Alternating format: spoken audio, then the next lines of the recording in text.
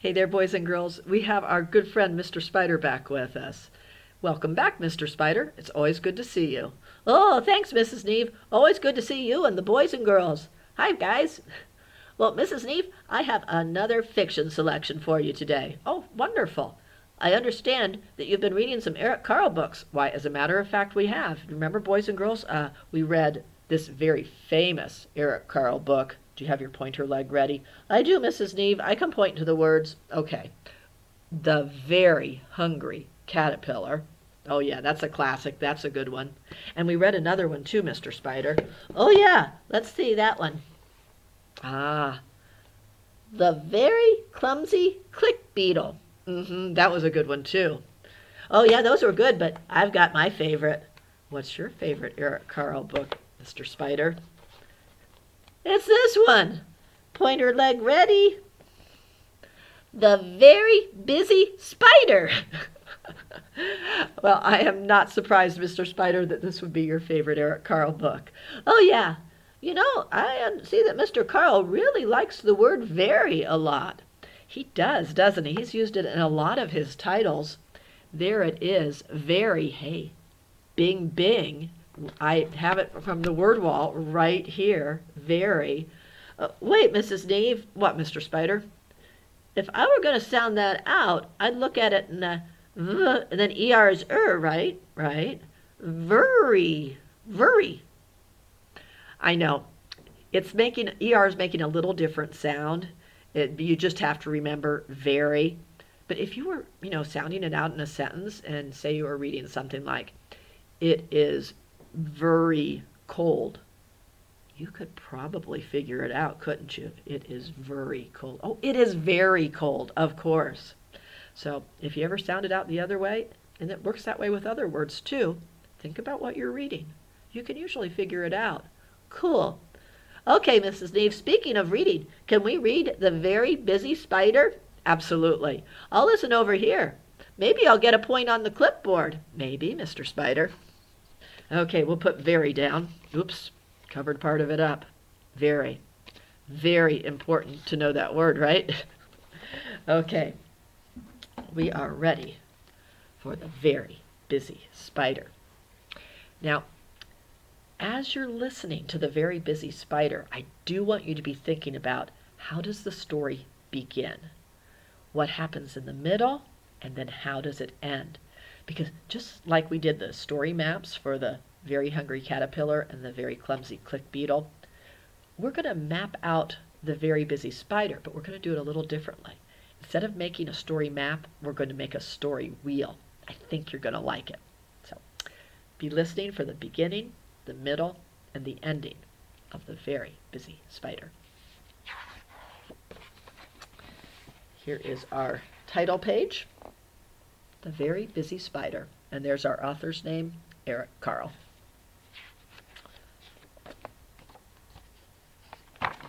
There we go. I'll back up so you can see the whole book a little bit there.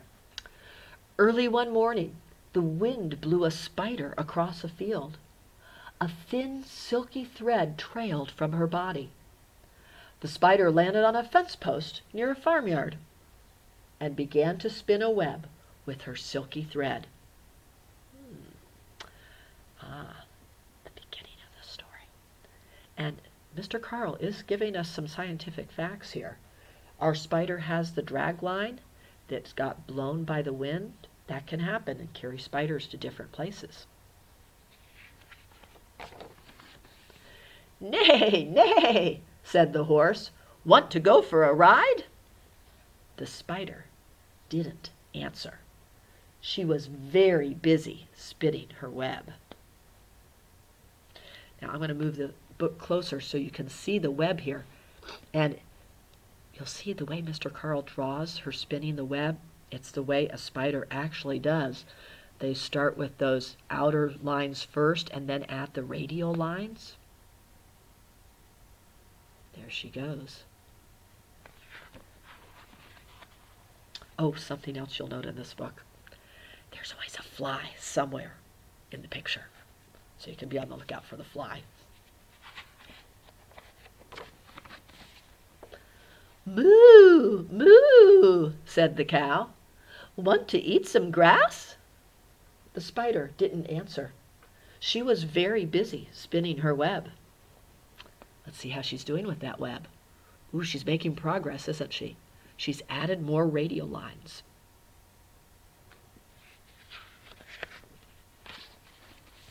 Bah, bah, Bleated the sheep. want to run in the meadow? The spider didn't answer. She was very busy spinning her web. There we go. She's got more radial lines going. She's very busy. Nah, nah, said the goat. Want to jump on the rocks? The spider didn't answer. She was very busy spinning her web. Well, let's see what she's doing now. Oh, she's climbing towards the middle of her web. Oh, and have you been looking for the fly? Do you see the fly? Oink, oink, said the pig. Want to roll in the mud? The spider didn't answer. She was very busy spinning her web.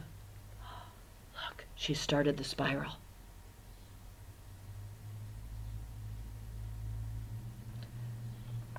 Did you spot the fly?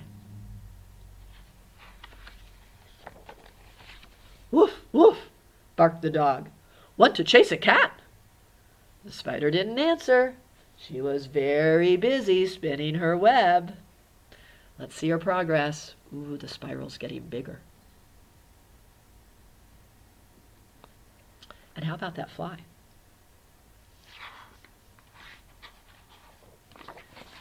Meow, meow, cried the cat. Want to take a nap? The spider didn't answer. She was very busy spinning her web. She is a very busy spider. And look at her web now. That spiral's getting bigger. And did you spot the fly?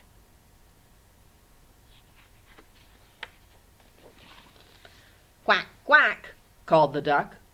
Want to go for a swim? The spider didn't answer. She had finished her web. Ah, let's see her completed web. Oh, it's a thing of beauty. Amazing how God made it so a little spider could make something so beautiful. But it's also very practical. It helps the spider to catch dinner, huh? Speaking of dinner, did you spot the fly?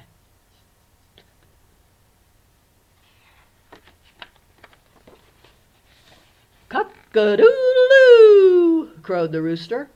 Want to catch a pesky fly?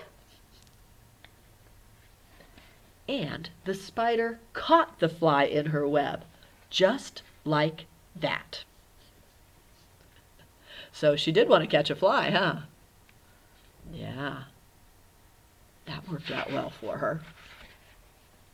Now, of course, they don't show us what happens next, where she would inject venom into the fly, wrap it up with her silk, and then spit on it with her digestive juices to turn the soft parts of the fly into soupy stuff. And then our spider would suck out the soup. Remember, she doesn't chew. She sucks out her meal. Yeah.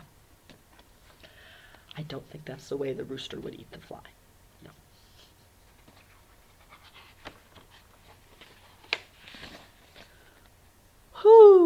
Who, asked the owl. Who built this beautiful web? The spider didn't answer. She had fallen asleep. It had been a very, very busy day. Indeed it had. There she is. Do you see her sleeping? Yep, she's right up there in the corner, right between the fence posts there. You got your, wow. The webs are beautiful. And that is the end. Oh, look. Eric Carle drew the very busy spider hanging from a drag line. Okay. Well, you were doing a great job listening. Let's think about it now. How did the story begin? Mm-hmm. Remember, the sun was coming up, and the spider got blown across by the wind and landed on the fence post. Mm-hmm. So this is the fence right here. That's the top railing there. We've got another piece there, and then your fence posts going like that. Okay, what starts happening next? Mm-hmm. Right, yes, she starts building her web, doesn't she? And various animals come by and ask her if she wants to do something fun with them. But she knew she had work to do. There was the horse. There was the cow. Oh, by the way, we missed the fly on this one. Did you see the fly? Mm-hmm. And there's the sheep. There's the fly down there. Our very busy spider is getting more work done on her web. The goat comes by.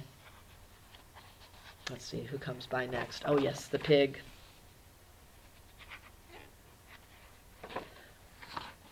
We've got a dog. And then the cat. Wow, there's a lot of animals stopping by. The duck. And then the rooster. And then, of course, she catches the fly, doesn't she?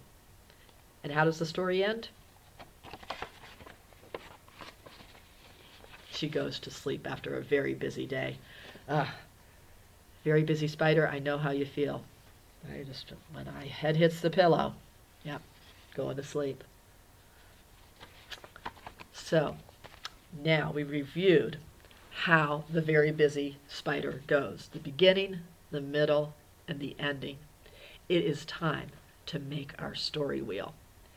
In your packet, you would have gotten 2 pieces of paper that look like this. So if you need to get those, you can get them. The first step to do is to cut out the story wheel. The direction is down here, so Mom or Dad may have already done it for you. It says cut out wheels, fasten together with paper fasteners. And page 1, this is page 1, goes on top. So when you cut them out, just cut around the circle.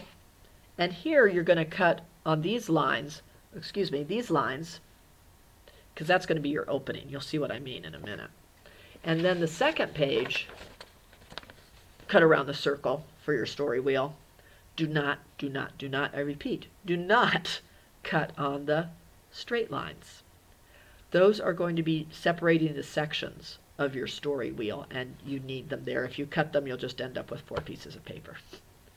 So only cut around the edges of the circle. After you get both circles cut out, then you're going to attach them with a paper fastener with page 1 on top, and it will look like this after you've done that. Both of them are cut out. The paper fastener goes in the middle. You can see how it's attached in the back.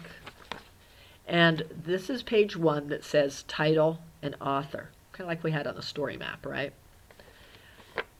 So what you'll do is you're going to write the title right here, which is, of course, The Very Busy Spider.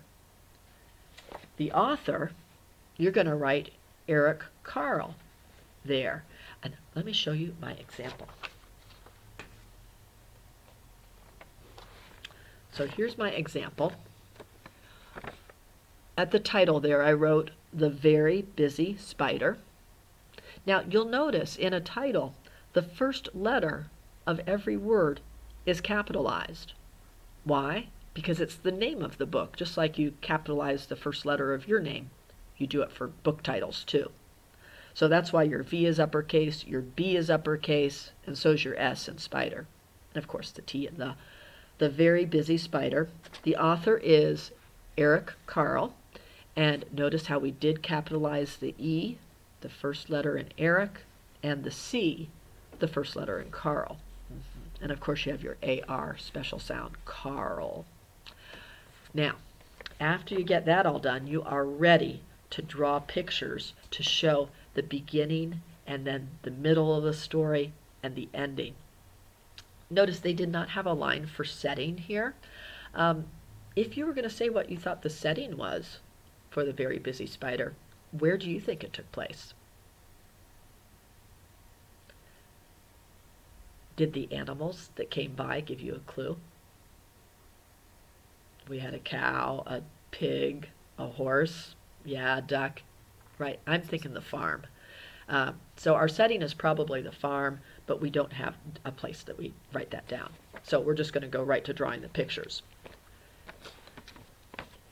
When your story wheel is facing the right way with the title this way, the window will be opened to this section of the back wheel.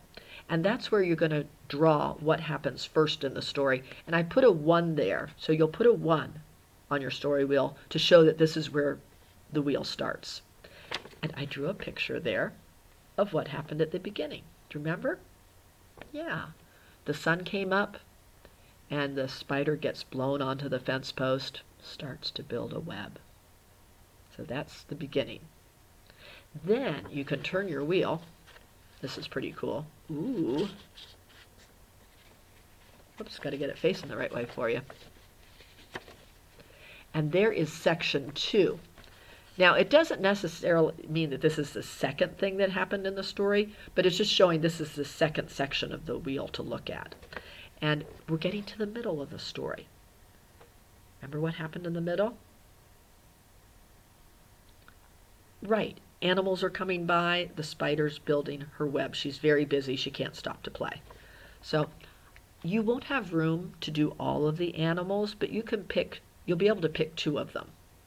I picked the sheep simply because sheep are pretty easy to draw. Just, make all the little, like a cloud look there with all the little curvy lines. Add a head and some legs and you've got yourself a sheep. And then to draw the fence post, it's really easy too. And of course you'll be drawing the fence post back in the first section as well. It's real easy. You just want to draw the straight lines, 2 straight lines going across, and 2 straight lines going down.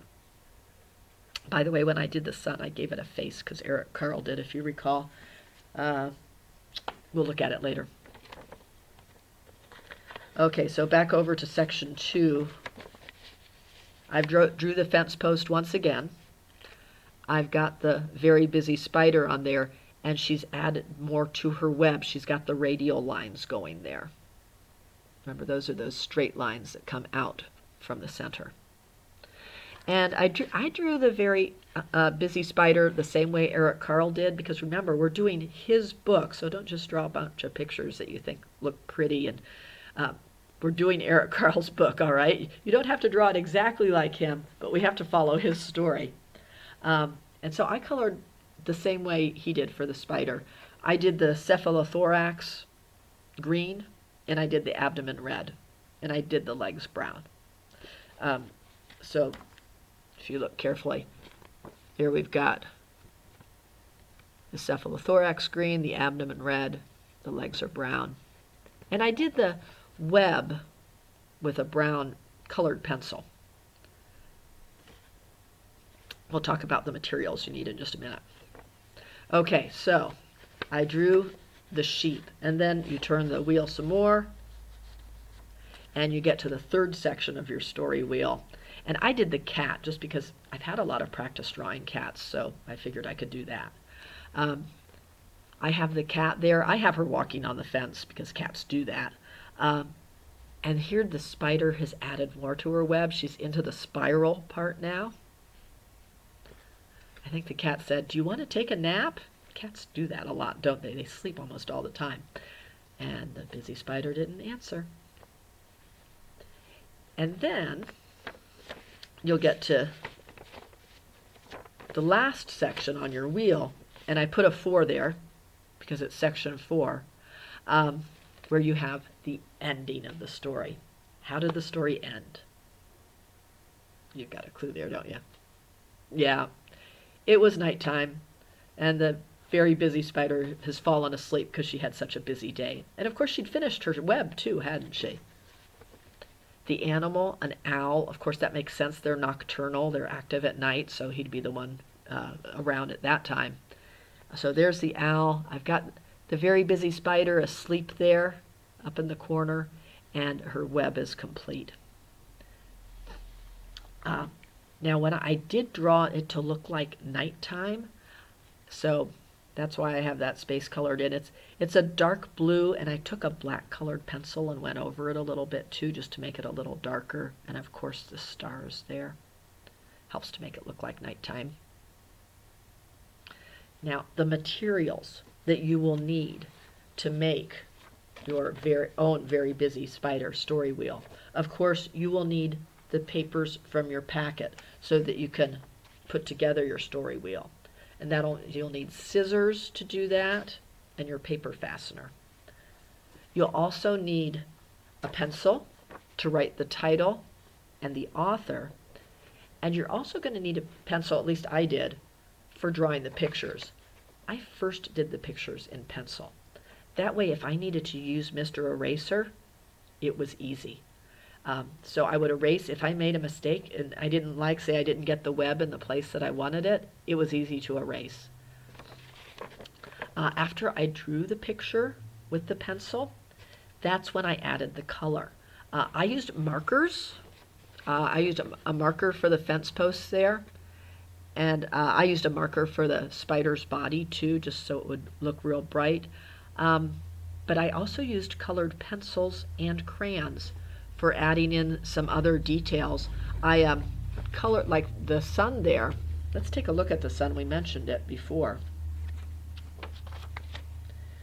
You'll notice with Eric Carle's artwork, and we'll be talking more about his artwork next week.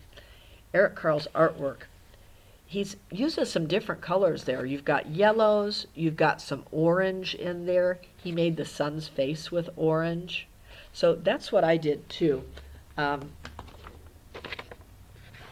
I did a yellow marker for the sun, but then I took an orange colored pencil and made some orange lines on it.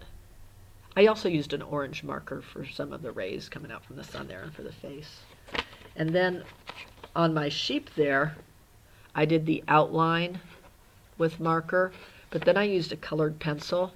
I used a gray colored pencil to make some little swirls in there to look like the sheep's wool. And I also used, as I think I mentioned before, a colored pencil for the web. All of this I had done in pencil at first, and then I added the color. That way I was less likely to make a mistake. And with the cat, outlined it with the marker, colored it in with some crayons and colored pencil.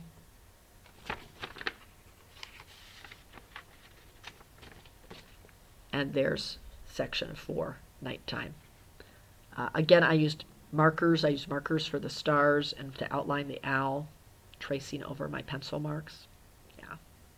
And then I very lightly took a colored pencil to make it look like nighttime, and coloring it, I've colored a dark blue, and then I colored very lightly with a black colored pencil over it in spots too. I didn't want to make it too dark. I didn't want to make it black like night, because then you wouldn't be able to see the other parts of the picture. But this gives the person looking at it the impression that it's nighttime, especially with the stars there and the owl. Well, boys and girls, have fun making your very busy spider story wheel. I know I did.